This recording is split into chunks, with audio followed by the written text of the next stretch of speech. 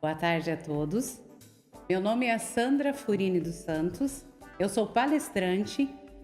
É um prazer estar aqui conversando com vocês e hoje o tema dessa conversa, dessa palestra é ética, sua importância no ambiente profissional. Então, quando a gente fala de ética, entender um pouquinho de onde deriva a palavra ética. Ela deriva do grego ethos e significa caráter e comportamento. Escutamos muito, né, nos dias de hoje falar sobre caráter e comportamento. Escutamos, né? Porém, o que acontece no dia a dia não é bem assim. E é sobre isso que nós iremos falar. A ética ela é composta por valores morais que direcionam nossa sociedade. E elas dependem da cultura. Por exemplo, monogamia, poligamia. Existem regiões do planeta, né, continentes, que é permitido a poligamia. Isso seria ético, uma poligamia. No entanto, em outros, como no nosso aqui, por exemplo, é a monogamia. Então, a ética, ela sempre está composta por valores morais de determinado local. Ela norteia também o equilíbrio do bom funcionamento social. Por quê? Porque ela organiza e estrutura uma sociedade. E muito importante, porque impede que alguém seja prejudicado.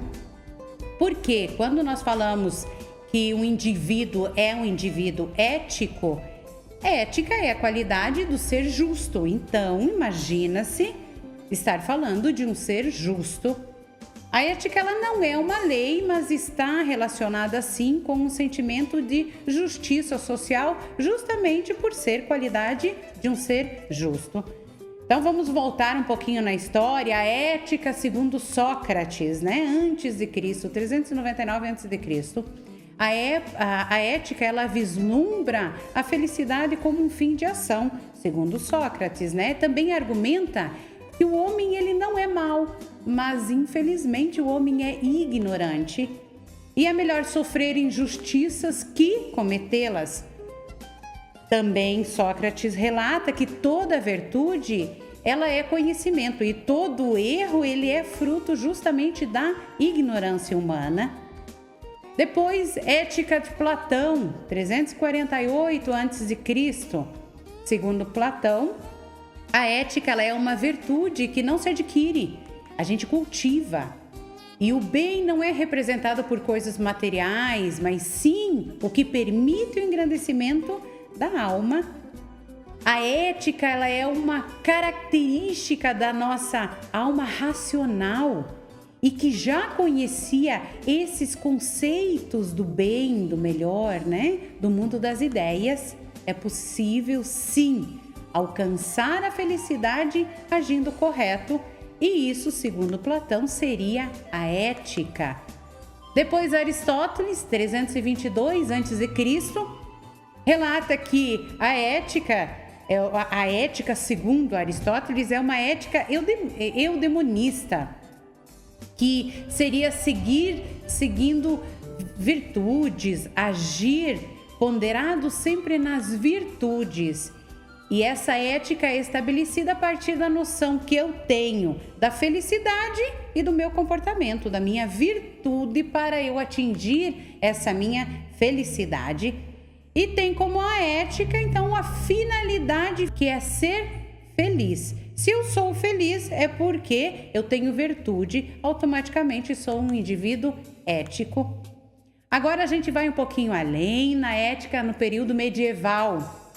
Ela foi baseada na ética cristã, que se manifestava através de representações divinas. E quem regula o comportamento humano são os mandamentos supremos.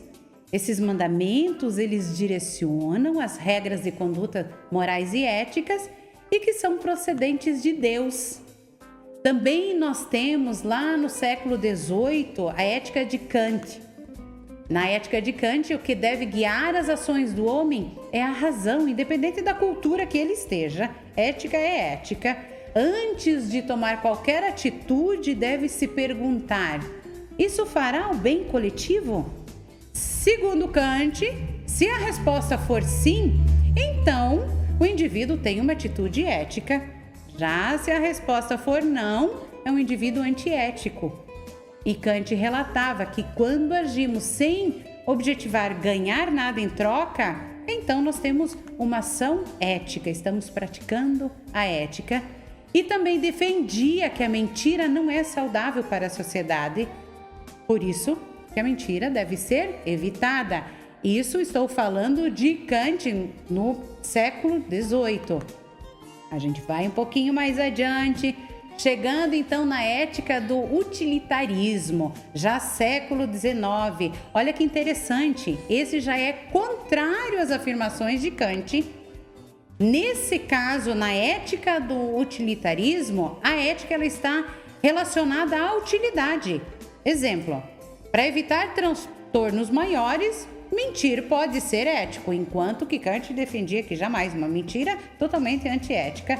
Aqui não, aqui diz, depende, vamos analisar o porquê da mentira. Aí depois a gente vai ver se justifica mentir ou não. E a mentira só pode ser considerada prejudicial, seguindo o utilitarismo, dependendo da ocasião que se enquadra. Vamos justificar, vale a pena? É justo? Hoje em dia muita gente ocupa dessa ética ainda, né? Felizmente.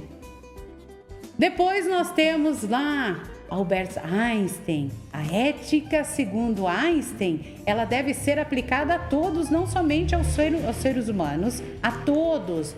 E o mundo não está ameaçado por pessoas más, e sim por aquelas pessoas que permitem a maldade, o mal da passividade, você olhar, você saber que algo não está correto e você permitir que isso aconteça. Agora, ética orienta as leis e a política.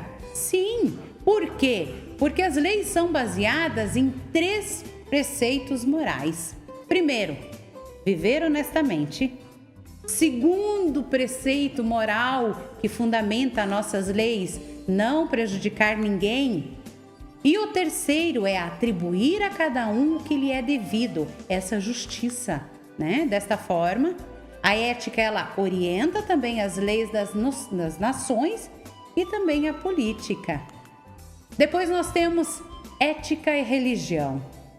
Olha só, na Idade Média, o pensamento ético ele passou a ser ligado à religião. Já a interpretação da Bíblia ficou voltada à teologia. E a religião ela traz uma mensagem ética na forma de fraternidade universal e amor. O amor ao próximo, ajudar ao próximo e, claro, ser justo, né? Foi muito significativa essa ética religiosa no grande progresso moral da nossa humanidade. Por quê? Porque a partir disso se estabeleceu muitas regras de conduta do indivíduo cristão, o indivíduo ético. E até hoje nós temos uma disputa entre a ética e a moral. Tanto que muita gente confunde o que é isso, o que é outro, o que é um, o que é outro. A ética. A ética, para eu fazer uma distinção ética e moral, eu tenho que me perguntar, para ser ético, como devo fazer?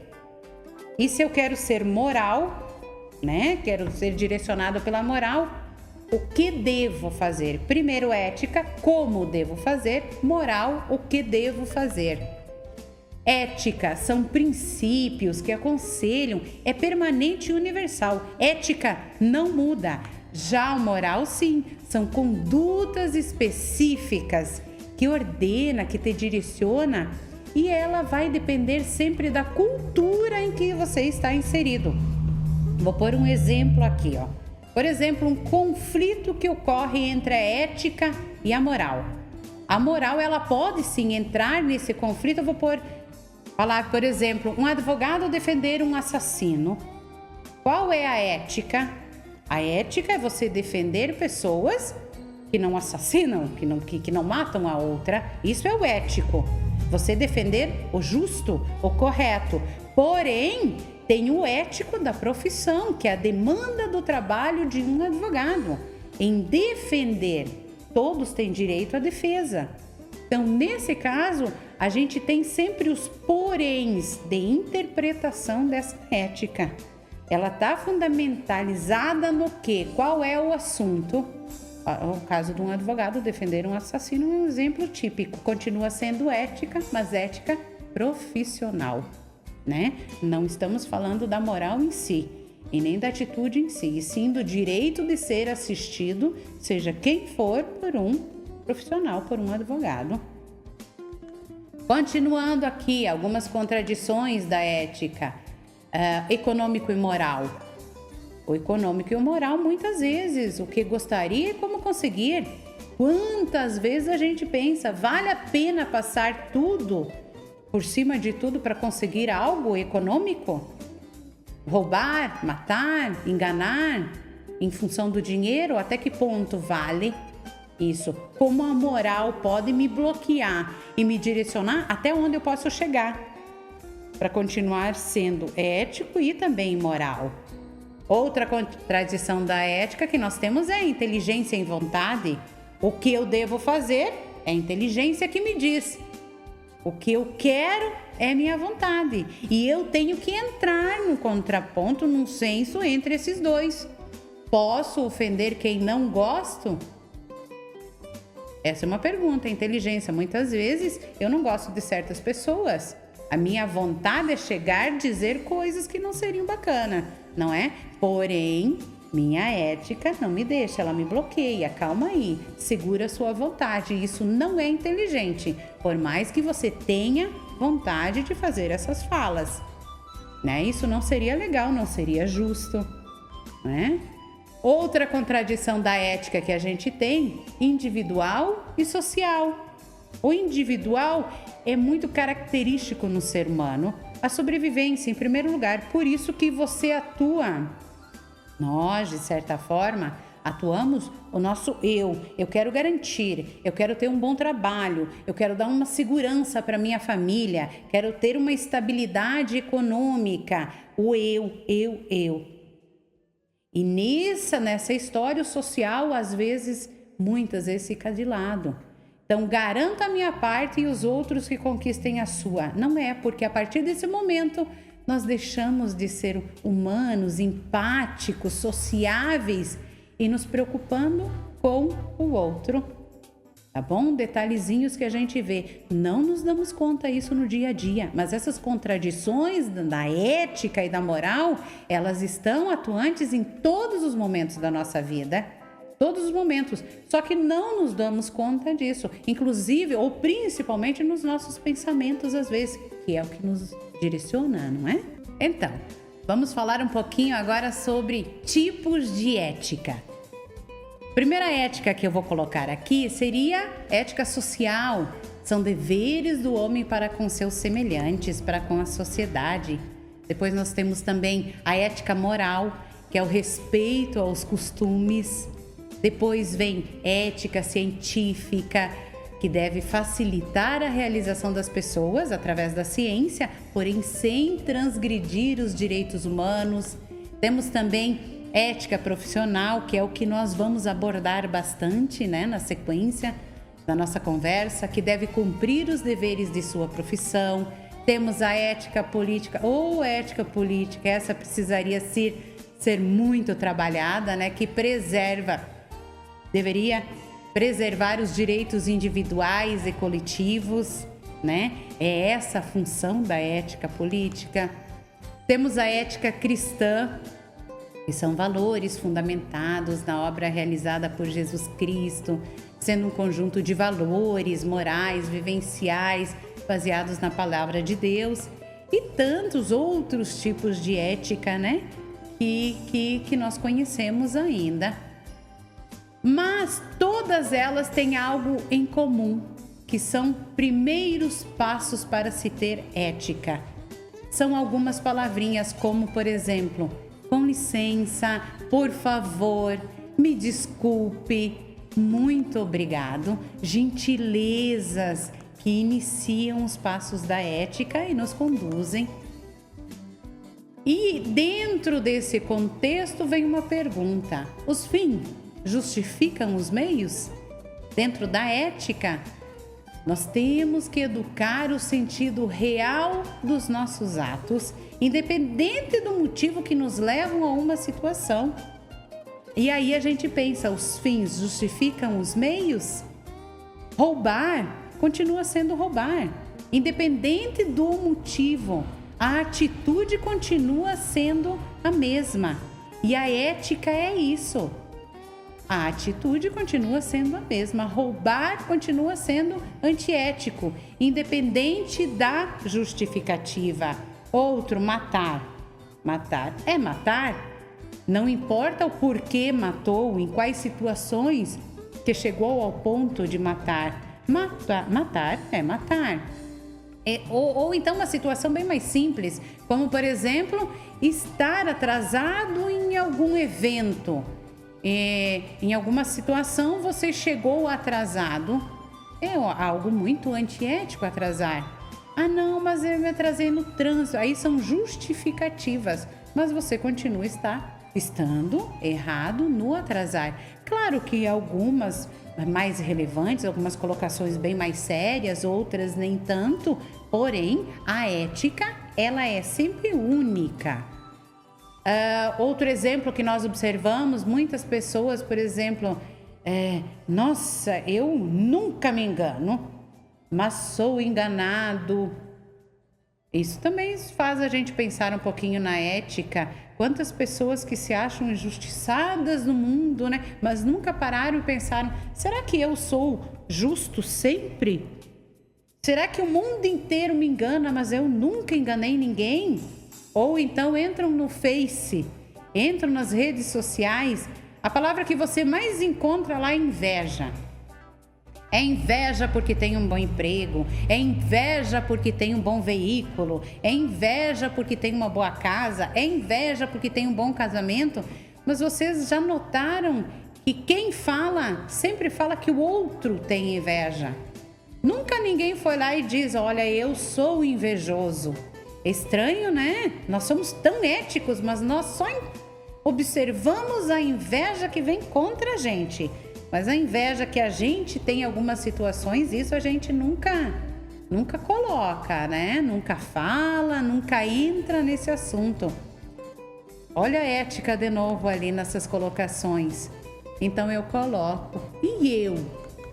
Como que eu fico? Como que eu cobro a ética? Será que eu cobro essa ética na minha vida somente quando ela me beneficia? Quando ela vem ao encontro do que eu espero, do que eu gostaria que fosse, né? Ou eu tenho uma postura ética, a mesma que eu exijo dos outros, eu conduzo minha vida com a mesma ética? É o exemplo ali que eu tinha falado antes, um exemplo da inveja, um exemplo de ser enganado, um exemplo de ser injusto, né? Um mundo injusto, né? Comigo, só eu sou justo com todos, né? Agora vamos falar um pouquinho sobre a ética no ambiente de trabalho. Ética, ela é baseada na convivência e respeito ao outro. Essa é a norma básica da ética e do ser justo. Através das posturas pessoais no ambiente de trabalho, é possível perceber essa existência da ética naquele local. Por quê? Porque todos somos iguais perante a lei. E isso independe da posição hierárquica, independe da função que eu venha a possuir dentro de uma empresa. Hierarquia, ela quer dizer que cada um tem uma função. E cada um tem a sua responsabilidade dentro daquela função. Isso que é uma hierarquia. E a ética no trabalho, ela envolve a convivência do poder a serviço de alguém. E não o poder para humilhar, para oprimir alguém em função da hierarquia do setor que você, porventura, trabalhe dentro de uma empresa. E devemos entender que a todo momento devemos fazer uma reflexão do comportamento e ter essa percepção de como estamos agindo diariamente, né? Principalmente dentro de uma empresa. Por quê? Porque sozinho você não faz nada. Você você precisa, você tem a necessidade de uma equipe, de um grupo. E a ética é a primeira que tem que reinar para que as coisas comecem a dar certo e ter esse trabalho em equipe. Também deve-se entender que o espaço de trabalho não tem a mesma intimidade da família, não tenha vínculos íntimos ali naquele momento de trabalho. Local de trabalho é local de trabalho e eu não posso tratar os meus colegas com uma intimidade. Eu posso sim ter um coleguismo, mas não confundir as coisas no local de trabalho. Devo entender que hierarquia é diferente do serviço. É um setor em que a pessoa está alcançando dentro da empresa e vai geralmente seguindo seus degraus, né? Entender que o outro pode estar me servindo por estar no degrau abaixo do meu, mas ele não está subordinando a sua dignidade a mim. E sim, o seu serviço é uma troca que ocorre. O limite da ética, então, no local de trabalho, assim como em qualquer lugar, é o campo alheio. É o limite aonde eu posso ir, o limite do bem comum e do bem coletivo. Posso ir até aqui, a partir de lá é direito do outro. E se eu avançar, eu estarei comprometendo, né, esse nosso limite de liberdade, aonde vai a minha, termina até onde começa a liberdade e o direito do outro. Mas nós podemos também aprimorar essa ética, né? O ser humano ele sempre pode ser melhorado, porém, infelizmente, a gente pode também, infelizmente, como eu falei, trabalhar para piorar a situação. Mas o interessante e o inteligente é sempre que a gente tenta se aprimorar, melhorar, evoluir, né?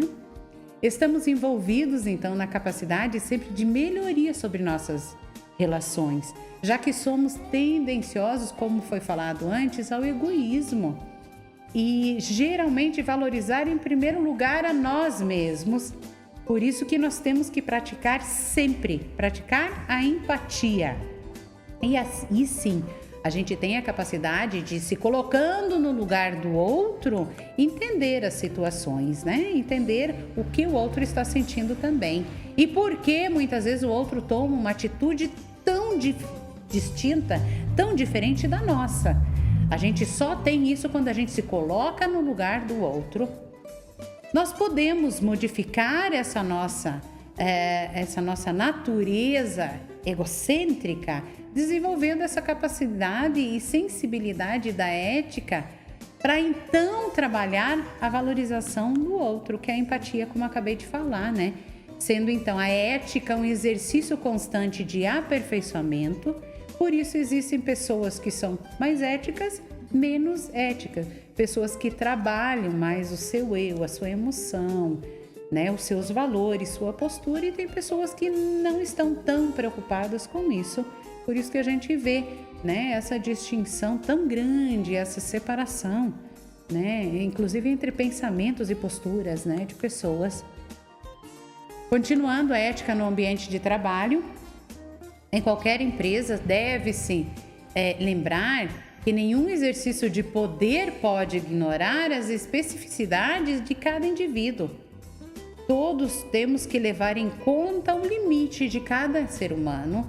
Não adianta numa empresa, por exemplo, um cargo de chefia cobrar algo além, inclusive, do conhecimento de seu subordinado, né? Você pode ir sim, mas até o limite.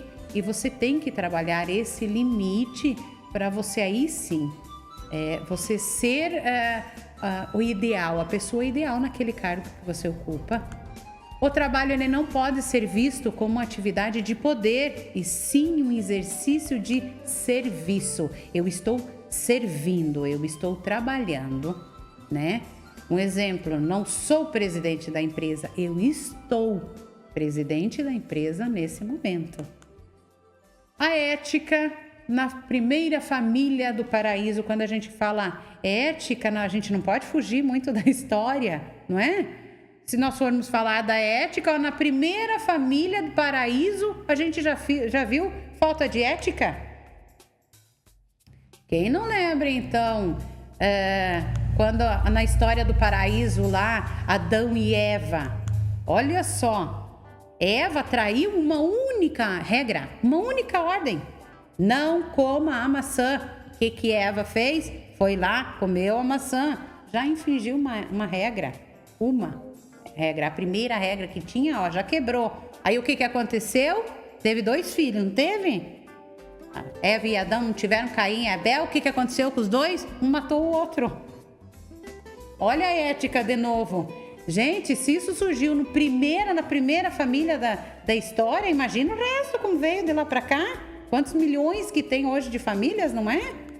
Por isso, nós temos a história da ética, ela já vem com a nossa história e vem sendo trabalhada até os dias de hoje, né?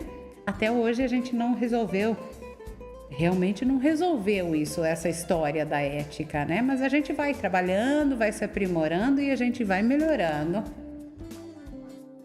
Por muitas vezes nós também somos contraditórios porque apreciamos uma certa rebeldia que seria mostrada como uma antiética.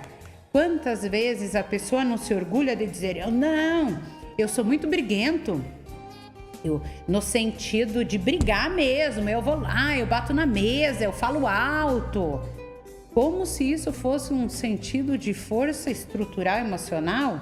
Nada a ver, não é? Ou então, eu luto pelo que eu quero, eu vou lá, eu falo alto e eu consigo. E diz: nossa, mas essa pessoa luta mesmo pelo que quer. Mas contraditório eu digo isso porque não seria justamente a ética uma característica da nossa capacidade de estabelecer um diálogo? E se você faz o contrário disso, é justamente algo antiético. Olha como os caminhos, né, vão se bifurcando, eles se separam e se encontram de novo. Como é amplo quando nós formos, né, comentar e começar a analisar pequenos detalhes da ética.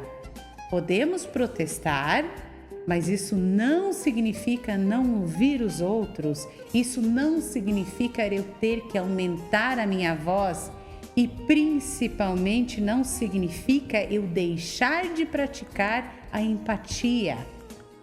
Eu devo ser a transformação que eu quero no mundo e jamais justificar as minhas falhas pelas falhas dos outros. O que os outros fazem é os outros. O que eu faço, eu posso sim transformar, podar, estruturar, organizar, me direcionar para o que eu quero. Agora, se o outro está falhando, eu não posso falhar por causa disso. Não é uma justificativa. Buzinou no trânsito, eu vou buzinar porque fulano buzinou. Ou então, ninguém joga o lixo na lixeira, então não vou jogar também, porque o que vai adiantar o meu lixo ali? Eu tenho que fazer por mim. Eu tenho que podar e polir as minhas atitudes e sim, tentar transformar esse mundo a partir da minha transformação. Aristóteles já falava como ser ético quando se está com raiva. Olhem só que interessante. Qualquer um pode zangar-se, isso é fácil. Mas zangar-se com a pessoa certa, na medida certa, na hora certa, por motivo certo e de maneira certa, não é fácil. E como ser ético quando não se gosta de alguém? O maior perdedor com esse sentimento geralmente é quem sente essa raiva, esse não gostar, né? Tanto que a pessoa valoriza tanto o outro que dedica parte do seu tempo pensando no que o outro te desagrada E muitas vezes o outro nem sabe que você existe e você tá ali na sua noite perdendo seu sono, pensando o quanto o outro te desagrada, o quanto você não gosta da atitude do outro. É como você segurar uma brasa quente. Quem vai te queimar? A brasa que vai te queimar, não vai queimar o outro. Assim é aquele sentimento, aquela raiva, aquele sentimento, aquele sentimento ruim contra o outro. Bom, falamos então de princípios éticos, falamos da ética profissional, falamos ética religiosa, ética moral. Vamos falar um pouquinho da ética, do código de ética no trabalho. Então, o que seria? Para que serve esse código de ética? A princípio, para demonstrar os princípios e a visão que aquela empresa tem, que aquela instituição tem. Ela representa, esse código representa a postura social da instituição diante de seus colaboradores, diante de seus clientes, diante da sociedade em geral. E os exemplos de atitude ética dentro do trabalho, eles permeiam, por exemplo, educação e respeito entre os funcionários, cooperação e atitude que ajudam os colegas de trabalho, auxílio mútuo, respeito e hierarquia dentro da empresa, busca de um crescimento profissional sem prejudicar, sem puxar o tapete, você subir com os seus méritos, ações e comportamentos que criam um clima agradável na empresa, um bom dia, uma boa tarde, ter um bom humor, realização no ambiente de trabalho apenas de tarefas relacionadas ao trabalho, não leve problema de casa para resolver no trabalho, assim como não se deve trazer problema do trabalho para casa, né? Respeito às regras, às normas da empresa que você trabalha. Por exemplo, não pode usar celular durante o horário de serviço. Não usar celular. Então, bom senso, respeitar as normas, não misturar os assuntos particulares com os profissionais. Converse no momento do trabalho de coisas relacionadas, assuntos, temas relacionados ao trabalho. Não faltar sem justificativa de extrema necessidade, não utilizar de linguagem que não seja apropriada àquele ambiente, não roubar a empresa. E quando eu falo não roubar, eu não falo nem de ir lá no caixa e pegar o dinheiro da caixa registradora de forma alguma. Eu falo principalmente não roubar em pequenos detalhes, como por exemplo, o tempo. O que mais se rouba hoje de uma empresa é o tempo. Quando o empregado para a todo momento para fumar, quando o empregado para a todo momento, ou vai no banheiro ou vai tomar um cafezinho, quando o empregado para a todo momento para olhar no Face, olhar no WhatsApp, olhar no e-mail. Então essas horas são horas preciosas, né? E que o colaborador ele está sendo remunerado pelo serviço que ele vai dispor nesse momento. Por isso que a maior quantidade, se nós formos falar hoje, perda que a empresa tem, é o tempo que o funcionário desperdiça, né? Ele gasta em outras coisas que não é o que ele foi contratado, né? Em cima do que ele foi contratado.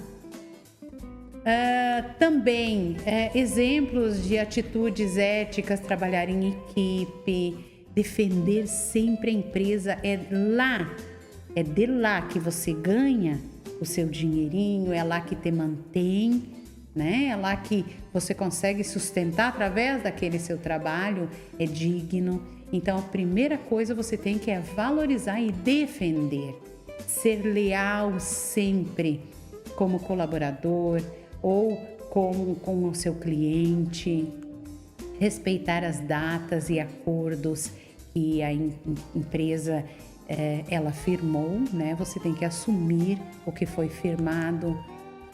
E também tem a ética. Hoje em dia nós falamos muito sobre a nova era de equipamentos, né, da eletrônica. Tem a ética e monitoramento dos colaboradores da empresa.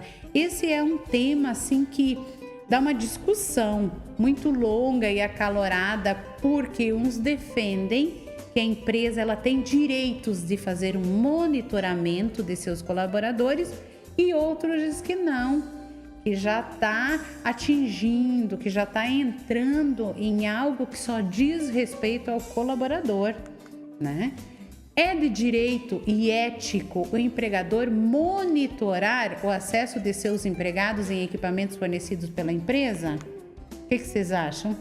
Bem, trata-se de um direito do empregador zelar e fiscalizar sua propriedade, assim como seus empregados, e o uso de ferramentas que lhe proporciona. Por exemplo, se o empregador forneceu ao colaborador uma ferramenta, um aparelho para ele fazer exclusivamente as atividades desenvolvidas para a empresa, sim, ele pode sim monitorar, já que é um equipamento que ele deu exclusivo para o trabalho. Não é falta de ética o empregador acessar, por exemplo, os e-mails de profissionais, os e-mails de seus empregados. Mas como assim? Como não é antiético, é uma invasão de privacidade?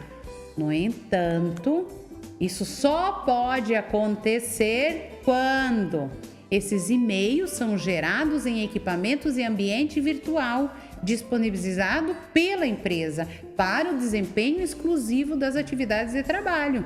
Agora, se ele tem um e-mail particular dele, na casa dele, aí é outra coisa, a empresa não tem acesso nenhum.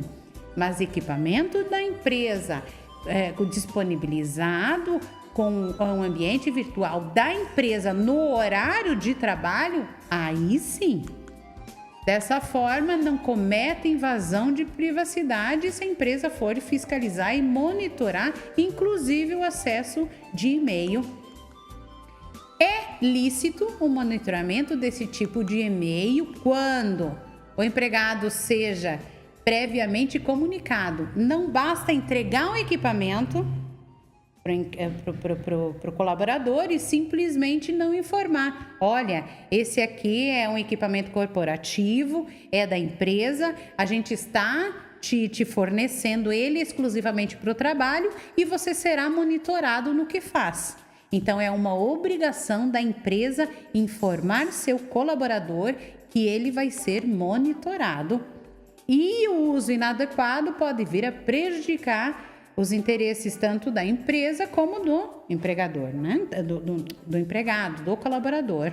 Por isso que tem que ter essa informação.